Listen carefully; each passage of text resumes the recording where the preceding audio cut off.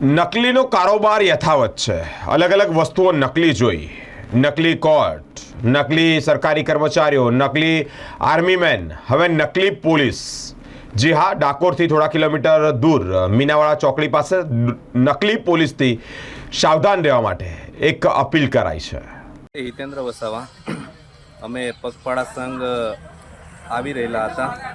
નર્મદા જિલ્લાના ડેડિયાપાડા તાલુકાના ખાબજી ગામેથી હું આવું છું અને અમે ડાકોરથી દર્શન કરીને નીકળ્યા તે વખતે અમને એક મીનાવાડા ચોકડી પર એક ગાડી મળી, જે સરકારી ગાડીની ઉપર જે લાલ લાઇટ આવે છે, લાલ ભૂરી લાઇટ, તેવી લાઇટ લગાડેલી હતી અને તે અમને શંકા જતા મેં પૂછપરછ કરતાં તેમને પૂછ્યું તો એમની પાસે નથી નંબર પ્લેટ કે નહોતું કોઈ ગાડીનો પુરાવો, જે મને શંકા ગઈ એટલે મેં પૂછપરછ કરી તો એ લોકો ત્યાંથી મને આનાનો કંઈ જવાબ નહીં આપ્યો। ત્યાંથી એ લોકો નાહી છૂટ્યા અને નર્મદા જિલ્લા અને ટોટલી પબ્લિક ડાકોરવાળા રસ્તે આવે છે, જે જનતાને એ લોકો લૂંટે છે।